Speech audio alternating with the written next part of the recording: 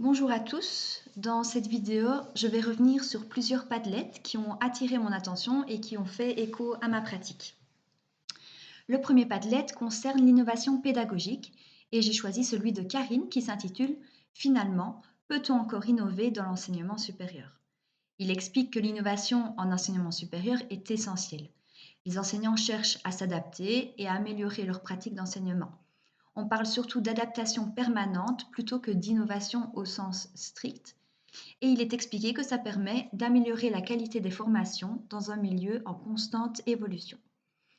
Ce post-it m'a particulièrement marqué parce qu'il remet en question une idée assez répandue selon laquelle l'innovation pédagogique serait forcément liée à la nouveauté ou à l'introduction de dispositifs entièrement nouveaux. Dans ma pratique d'enseignement en haute école, notamment dans des cours à dimension corporelle, je me reconnais beaucoup dans cette idée d'innovation, mais plutôt dans le sens d'adaptation permanente. Enseigner ne consiste pas, selon moi, à appliquer une méthode figée et donc chaque année utiliser la même méthode, mais à ajuster sans cesse mes propositions pédagogiques en fonction des groupes, des dynamiques relationnelles, du niveau d'engagement des étudiants ou encore de l'état émotionnel du groupe. Il s'agit de m'adapter donc d'année en année en fonction du groupe d'étudiants, mais également de semaine en semaine. L'innovation peut alors prendre une forme plus discrète, modifier une consigne, transformer un temps de verbalisation ou ajuster le cadre d'une activité corporelle. Ce sont souvent ces micro-ajustements qui permettent de maintenir le sens des apprentissages et aussi le plaisir d'enseigner. J'ajouterai que cette adaptation constante permet aussi de soutenir l'engagement actif des étudiants, en particulier dans des dispositifs où le corps est impliqué.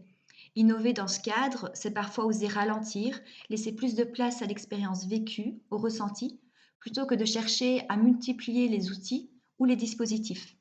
Ça rejoint aussi l'idée que l'innovation peut aussi consister à redonner de la valeur à des pratiques simples mais profondément signifiantes. Finalement, ce post-it fait écho à ma pratique en ce qu'il réaffirme que l'innovation pédagogique n'est pas une finalité en soi, mais un moyen au service de la qualité des apprentissages, de la relation pédagogique et du sens donné au métier d'enseignant dans un enseignement supérieur en constante évolution.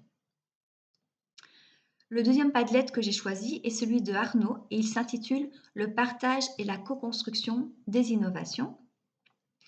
Il y est expliqué que lorsqu'un enseignant met en place une innovation, il est essentiel qu'il la partage avec ses collègues, ce qui va favoriser l'inspiration mutuelle et permettre des retours constructifs pour faire évoluer la pratique.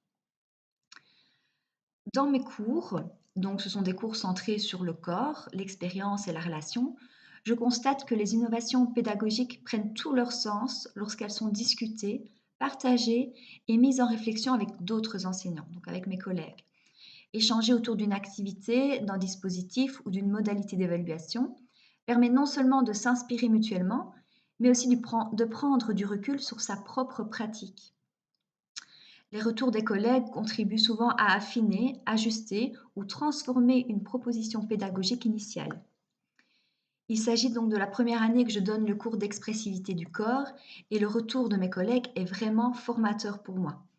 J'ai aussi l'expérience des suivis de stage, donc j'accompagne les étudiants sur leur lieu de stage et avec mes collègues, nous prenons des temps d'échange afin de discuter du fonctionnement des stages et de l'accompagnement. Évidemment, chacun a sa propre personnalité et façon d'enseigner, mais harmoniser les consignes et les suivis permet aux étudiants d'avoir un cadre cohérent et donc de maximiser leurs apprentissages. Cela favorise une meilleure compréhension des attentes et une expérience plus structurée pour eux. Pour le corps enseignant, ça permet aussi de renforcer la cohésion d'équipe et d'ouvrir des espaces de dialogue professionnels favorisant l'analyse des pratiques, l'ajustement des postures d'accompagnement et une vision partagée des objectifs de formation. Il donne aussi ce retour aux étudiants que les professeurs communiquent entre eux et ça rassure énormément les étudiants. Cette idée de co-construction résonne également avec la place que j'accorde au retour des étudiants. Leur vécu, leurs ressentis et leurs questionnements constituent de précieux indicateurs pour évaluer la pertinence d'une innovation, en particulier dans des dispositifs où l'engagement corporel et émotionnel est important.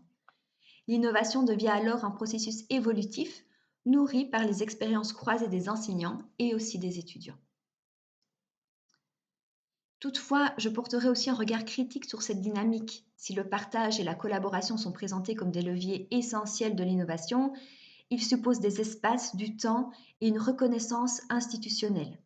Sans cadre favorisant réellement ces échanges, la co-construction risque de rester ponctuelle ou dépendante de l'engagement individuel des enseignants. Finalement, ce post-it renforce l'idée que l'innovation pédagogique ne peut être pensée comme une démarche isolée. Elle va gagner en profondeur et en cohérence lorsqu'elle s'inscrit dans une culture collective, réflexive et soutenue au sein de l'établissement. Les deux padlets suivants concernent la démocratisation de l'enseignement supérieur. Le premier s'intitule Évolution vers une pédagogie rationnelle, qui est celui de Camille. Elle explique que la démocratisation de l'université met en lumière le décalage entre des exigences élevées et un encadrement limité, ce qui fragilise des étudiants au profil plus diversifié. Cela appelle une pédagogie plus formative que sélective, impliquant une adaptation des pratiques d'enseignement et un accompagnement du processus d'affiliation des étudiants à l'institution.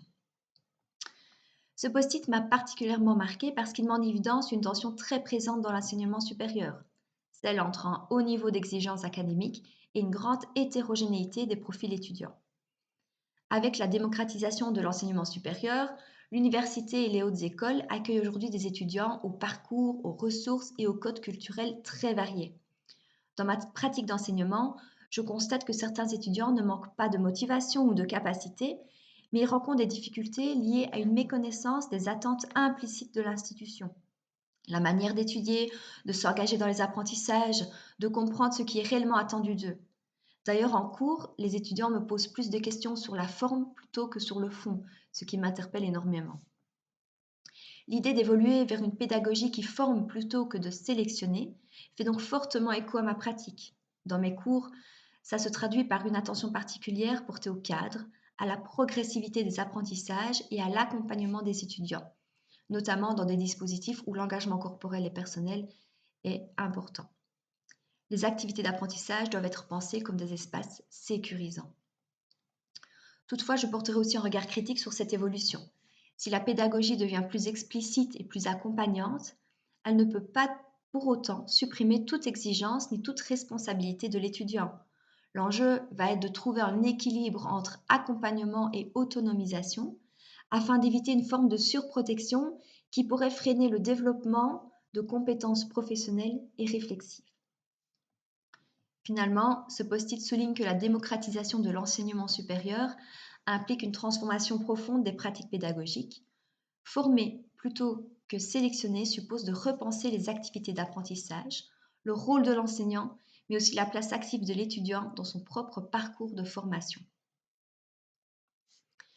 Le deuxième padlet s'intitule La démocratisation et la qualité des acquis et a été produit par Philippe. Il explique que la démocratisation de l'enseignement supérieur interroge la qualité réelle des apprentissages, les indicateurs actuels mesurant surtout l'accès et le diplôme plutôt que les compétences acquises.